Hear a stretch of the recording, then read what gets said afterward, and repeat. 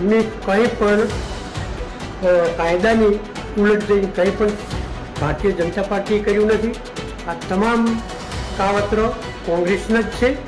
દરમાં લોકશાહી અને માણસાઈ બંનેની જાણે લગભગ હત્યા થતી જોઈ. જે પ્રમાણે પોલિટિકલ ડ્રામા શરૂ થયો હતો એનો અંત પણ એવો જ આવ્યો અને લોકતંત્ર પર એક મોટો પ્રશ્ન ઊભો કરીને ગયો. જોકે આખા ડ્રામા બાદ હવે ભાજપના તાલુકાના પૂર્વ પ્રમુખ પરાગ જોશીની પ્રતિક્રિયા સામે આવી છે, જેમાં તેમણે પોતાનો લૂલો બચાવ કરી રહ્યા છે. આખી ઘટના શું છે તેના વિશે વિગતે ચર્ચા કરવી છે. નમસ્કાર, તમે જોઈ રહ્યા છો ચક્રવાત ન્યૂઝ. હું આપની સાથે હેમંત.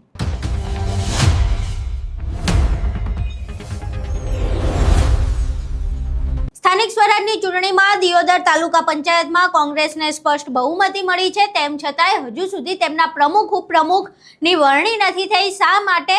તો વારંવાર એક નહીં, બે નહીં, પરંતુ 3 વખત ચૂંટણી રદ કરવામાં આવી. ચૂંટણી રદ કરવા પાછળનું કારણ શું હતું? તો પહેલી વખત જ્યારે ચૂંટણી હતી ત્યારે ચૂંટણી રદ કરવાનું કારણ એવું હતું કે ભાજપના બે જે નેતાઓ હતા તે અંદરો અંદર બાંધ્યા અને પછી તેમણે વોકઆઉટ કરી દીધું. તો ચૂંટણી પંચે એવું કહ્યું કે હવે ચૂંટણી રદ થાય છે, કારણ કે ભાજપના નેતાઓ અંદર ઝઘડીને વોકઆઉટ કરી દીધું છે.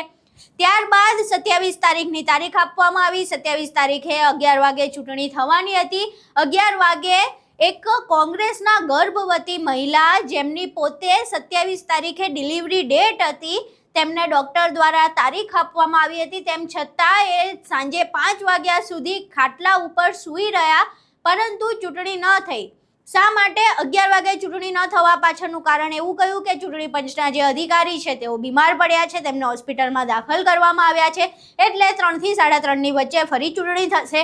3 થી 3:30ની બદલે 5 વાગી ગયા, 5:30 થઈ ગયા, પરંતુ ચૂંટણી પંચના અધિકારી ન આવ્યા અને આખરે ચૂંટણી મોકૂફ રાખવી પડી અને હજુ સુધી નવી તારીખ જાહેર નથી થઈ.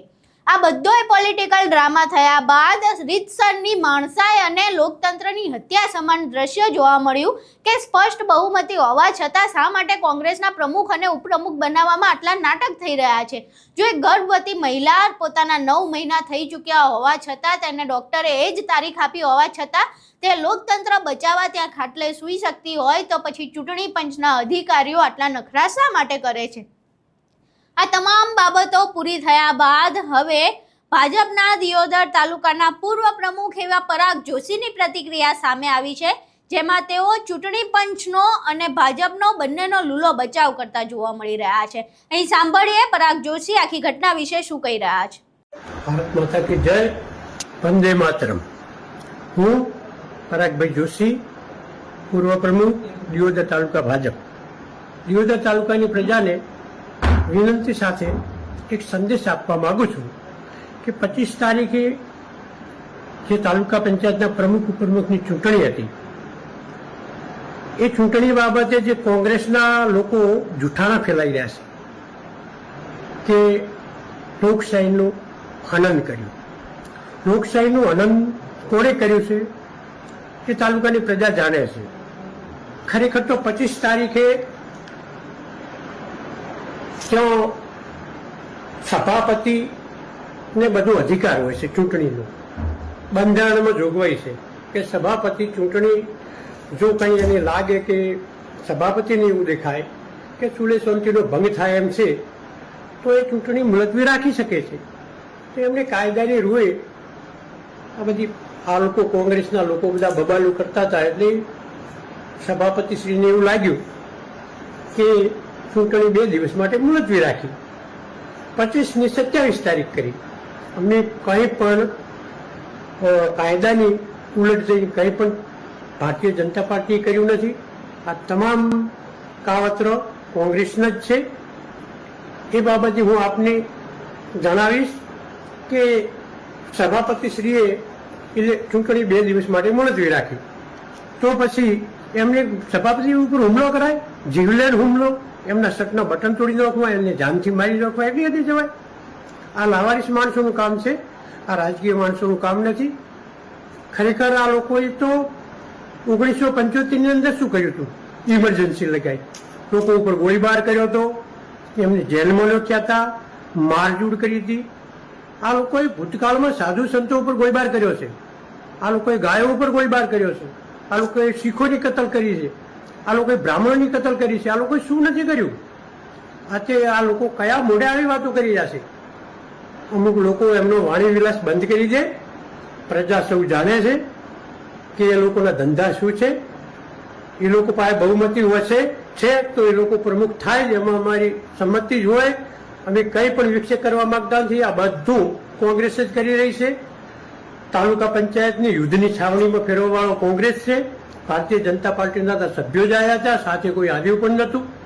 તો હું આપ સૌને વિનંતી કરું છું કે આવા લોકોને ઓળખો, અને મને 100% ભરોસો છે કે આ તાલુકાની અને રાજ્યની પ્રજા આ જે તાલુકાને કલંકિત કર્યો છે એવા લોકોને ક્યારેય માફ નહીં કરે. એટલી જ વાત સાથે આપ સૌનો આભાર. ભારત માતા કી જય. અહીં તમે પરાગ જોશીને સાંભળ્યા. હવે સીધી વાત છે કે તે પોતાનો લૂલો બચાવ કરી રહ્યા છે અને કહી રહ્યા છે કે આમાં અમારો તો કંઈ વાંક જ નથી. લોકતંત્રમાં જે રીતે ચાલતું હતું એ પ્રમાણેની જ પ્રક્રિયા કરવામાં આવી છે. તો સાહેબ, લોકતંત્રમાં જે પ્રમાણે ચાલતું હોય ને એ પ્રમાણે જ પ્રક્રિયા કરવામાં આવી હોય તો જ્યારે છોટાઉદેપુરમાં આમ આદમી પાર્ટીના નેતાઓએ વોકઆઉટ કર્યું હતું ત્યારે તો ચૂંટણી રદ નથી થઈ, તો પછી ભાજપના નેતાઓએ વોકઆઉટ કર્યું ત્યારે ચૂંટણી શા માટે રદ કરવામાં આવી? જો ત્યારે જ ચૂંટણી થઈ ગઈ હોત તો અત્યાર સુધીના પ્રમુખ અને ઉપપ્રમુખની વરણી થઈ ગઈ હોત, પરંતુ ત્યારે ચૂંટણી પંચના અધિકારીઓ દ્વારા નખરા કરવામાં આવ્યા. ત્યારબાદ એક દિવસનો બ્રેક શા માટે લેવામાં આવ્યો?